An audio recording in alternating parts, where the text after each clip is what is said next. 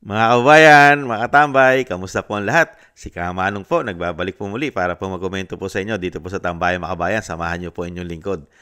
Magandang umaga po muna, tanghali, hapon, gabi. Madaling araw po sa ating lahat. Saan man sulok na ating bansa o saan man sulok sa mundo tayo naroon. Maingatan po tayong lahat mga kababayan. Ito po mga kababayan, sinagot na po ni Atty. Topacio, mga tambay. Ito pong demanda na sinasabi po ni Senadora Risa Hontiveros. Ano po ang sagot ni Atty. Topacio? Mga tamay kay Senadora Hontiveros, pumasok ka sa kanyang patibong. kumagat ka sa patibong ni Atty. Topacio. Kaya po siya pinagtatawanan lang po ni Atty. Topacio si Senadora Risa Hontiveros dahil kumagat sa patibong ni Atty. Topacio. Ito po ang kanya pong sagot mga tambay. Pakinggan po natin mga kababayan. Ngayon sabi ng mga netizen, bakit matatakot ka? kasi daw meron daw katapat na demanda. Hindi pwede yun. Alam nyo, ako naman, walang problema sa akin yan. Napag-usapan nyo rin yung demanda. Unang-una, di ba sinabi ko nga kay Risa Hontiveros, i-demanda mo ko. Opo. Bakit ko siya hinamon? Unang-una, totoo naman yung sinasabi ko. Yung sinasabi niyang cyber libel. Totoo namang may video, di ba ka? At walang malis. Anyway, hindi ko nasasabihin yung depensa ko. Hayaan mo siyang manghula. Number 2, gusto kong i-expose si Risa Hontiveros for what she is. Na hindi siya karapat-dapat maging pangulo sapagkat hindi niya kaya na kinikriticize siya. Si Pangulong Duterte, wala namang idinimanda yun Wala. Na kahit sino for libel. Wala, di ba? Opo, wala. Yung iba dyan, wala naman dinidemanda. Si Sara Duterte, walang dinimanda. At hindi lang mga Duterte, marami naman pong public officials, hindi naman balat sibuyas. Ayun. Bago, number 2, kengkoy pa tong si Risa. Eto para sabihin ko sa iyo kung gaano ka kengkoy itong taong ito. Di ba? Siya yung tinuligsa. Siya yung kinriticize namin. Etong sabi niya, nagtago pa sa likuran ng Senado. Mag-isa na lang nga siya ron sa Senado. Eto pa sinabi niya, ayon sa GMA News Online. Sabi ni Risa Hontiveros, and I quote, yung video na yan, yung pagkalat niyan, yung pagdagdag pa ng mga kasinungalingan ng vloggers na ito ay atake din sa mandato at kapangyarihan ng Senado. Ang Senado na nakikipaglaban para sa mga taong hindi kayang ipaglaban ang sarili nila. Walang senador na papayag dyan. Hindi papayag ang Senado dyan. Unquote. Okay, Risa. Ang daming senador hindi naman nagdidemanda ng libel. Bakit sinama mo yung Senado? Number 2, ikaw ang ini-criticize. Bakit sinama mo yung Senado? Ba't nagtago ka sa likod ng Senado? Insecure match? Number 3, di ba sinabi mo kay Attorney Reginald Tongol, bakit mo you do not speak for the Senate? Wala naman sinasabi si Attorney Tongol na he is speaking for the Senate. Now, you are speaking for the Senate.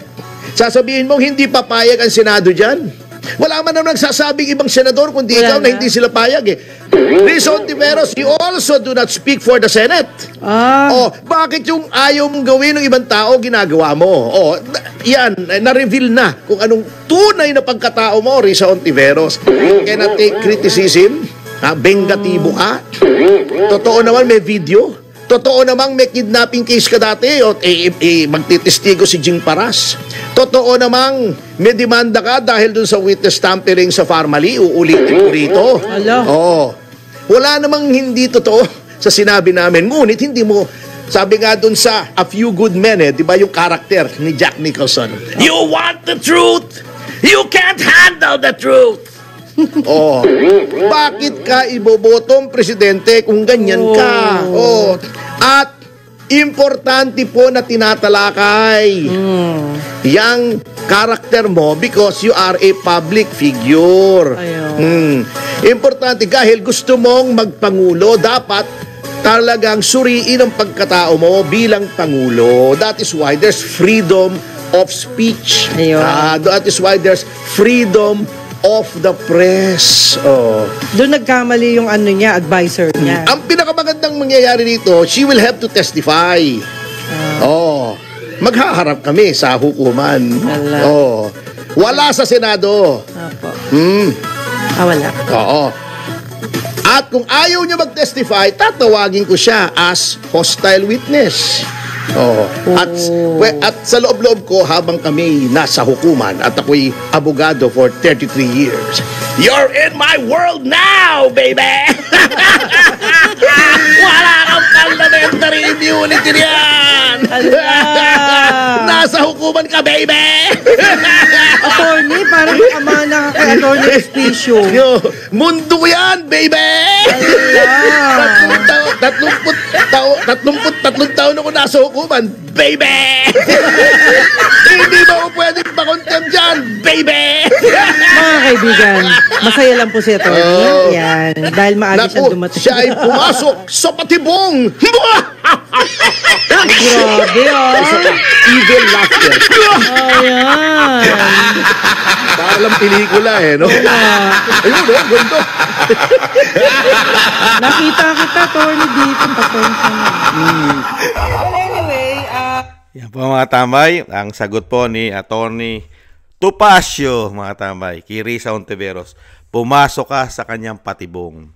Wala kang immunity saan po? Sa korte. Hindi mo siya pwede i-contempt. At yung korte, buhay na po niya yon. Doon po siya makatambay. Doon, yung po ang trabaho niya. Kaya mahirap po yan, mga kabayan, di ba? Mahirap pa yan para kay Risa Ontiveros. Kasi mabubunyag po lalo siya. Yung kanyang kahinaan. At yung sinasabi po na gusto niya pa rin maging presidente. Kasi, nagpapabango ito sa tao Diba? Dahil nga po may ambisyon maging presidente. Meron po bang presidente na ganitong balat sibuyas? Ayon na rin mismo kay Atty. Topacio. At marami rin po kinasasampahang kaso ito. Meron pa sinasabi sa Parmali. At meron din pong kidnapping. At may testigo pa, si Jing Paras. Talaga pong sanay na sanay po pala ito. Ayon kay Atty. Topacio, na talagang gumawa ng mga ganitong kabalbalan, di umano. At nagtatago lang sa likod ng Senado. Pati ang Senado ay dinadamay niya. Dinadamay niya ang institusyon ng Senado. Dahil siya lang yung nagrereklamo at nagsasampa. Di po ba? Ng mga ganyang kaso na libel. Saan?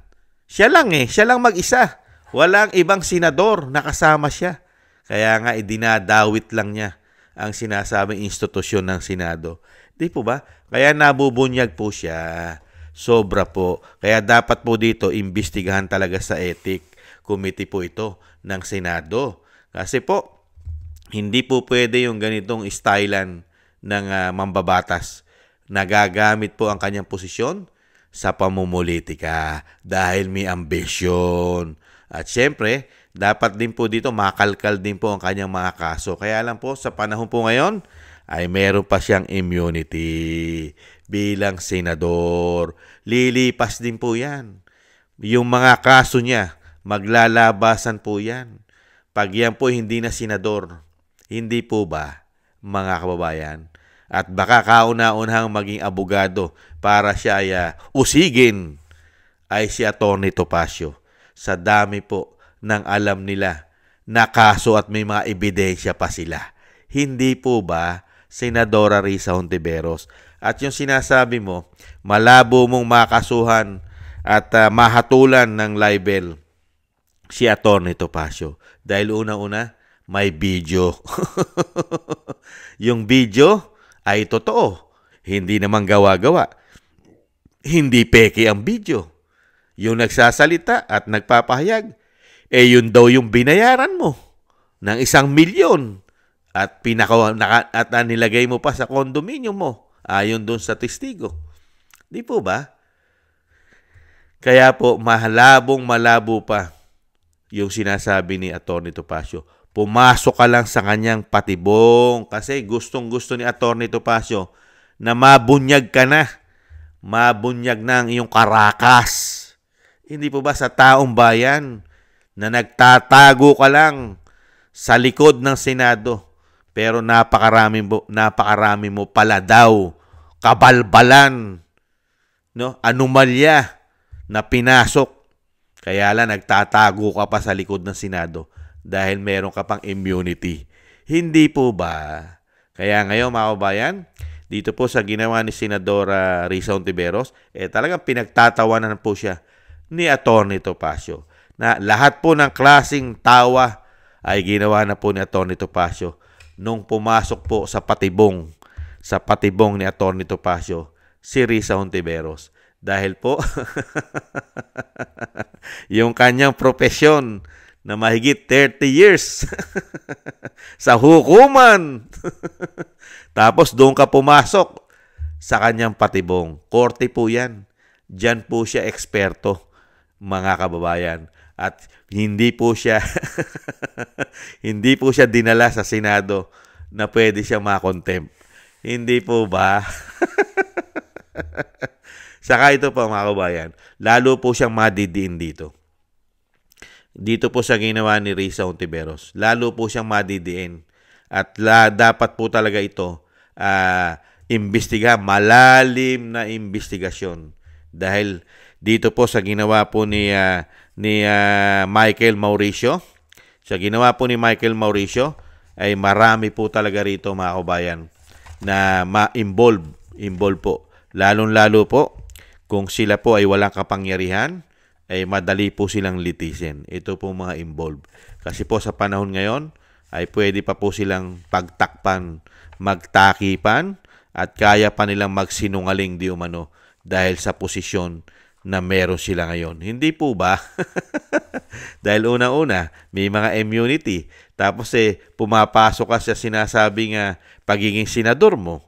Hindi po ba? Ano po ang aasahan po ng Pilipino? Hindi po makakuha ng tamang hustisya pagka po meron ka kapangyarihan na ginagamit mo ang iyong kapangyarihan sa pamumulitika at sa iyong ambisyon. Hindi po ba? Kaya napakasarap po dumating ang panahon mga kababayan na wala na po silang mga immunity. Wala na po silang mga kapangyarihan sa gobyerno. Doon po napakasarap litisin ng mga taong ito. At sana dumating ang panahon, sila naman ang makita natin na pinagdurusahan ang mga ginawa nilang pagkakamali. Hindi po ba? Ang mga kasalanan nilang ginawa ay kailangan pagdusahan nila. Hindi po natin makakakamit ang katarungan pagka ganitong klase po ang style at ang kanila pong galawan. Ang galawan po nila ay talagang pailalim. Galawan po yata yan ng mga makakaliwa Ganyan po yata ang galawan ng makakaliwa. At syempre, marami pang ilalabas si Atty. Topacio. Pati po ang kanyang grupo. Pati po sila Jing Paras. Ay marami pong ilalabas na ebidensya dyan. May mga video pa raw po yan. Marami pang video na lalabas pa.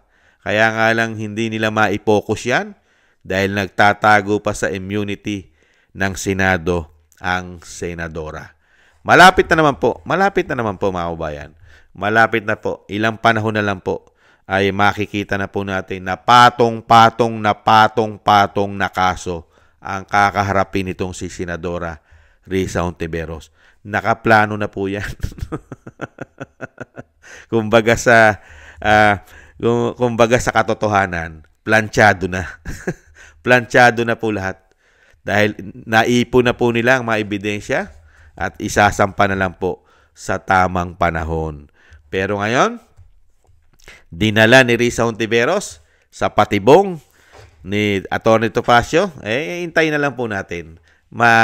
Yan naman po sigurado naman po tayo na yung cyber libel ni Atty. Topacio at ng mga vloggers na dinimanda niya, wala pong patutunguhan yan, mga kababayan. Ang dulot-dulo pa rin yan ay kailangan pong patotohanan at imbestigahan si Michael Maurilio sa paratang na siya ay sinuhulan ng napakalaking pera ni Risa Hontiveros. Yan po ang dulot-dulo niyan. Kailangan imbestigahan kung sino talaga nagsasabi ng totoo.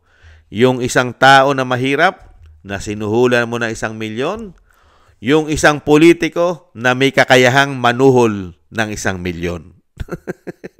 Hindi po ba? Maraming salamat po mga kabayan sa mga nagusto po ng ating Tambayang Makabayan sa YouTube at TikTok. At ganoon din po sa mga nagko-comment, like, share, subscribe. Sa ating mga subscribers, maraming salamat po sa inyo mga kabayan. Mabuhay po kayo. Ingat po kayo. At ganoon din po sa mga nagbibigay po ng tulong at biyaya sa inyong lingkod. Shoutout po. Maraming salamat po. Kingston 123 na Hong Kong, Eric Hershio ng Canada, Jake Yahoo 4531 ng Maisog, California, USA, Gina Ray Solidides ng Berlin, Germany, Julieta Silona ng Sydney, Australia, Baby Roman, Ate Isa na Cagayan, si Jem Aris na United Arab Emirates, Jobelin Watanabe ng Japan, ako si Pilam, Annie Joe, Teodorico Erguisa Jr., si Arfel Villacorta, Wills Bubbles 5697, Rosalina RK, Team 888, si Michelle Yamaguchi Vlog, si Norma Garcia. Maraming salamat po mga kabayan sa mga tulong at biyaya na inyo pong pinagkakaloob. At ganoon din po sa mga kabayan, bago po tayo magtapos, yung dasal at panalangin po. Pagsamasamahin po natin na maingatan po ang pamilya Duterte, ang Vice President at ang dating Pangulong Duterte na maingatan po, maduktungan pa po ang kanyang buhay at kalakasan at makabalik na po sa lalong mabilis sa ating bansa. Sana po ay matupad po ito at yung ating dasal ay matupad mga kababayan. Maraming salamat po. At muli po mga kababayan, maraming salamat po. Ingat po tayo sa muli. Paalam po muna. Bye-bye.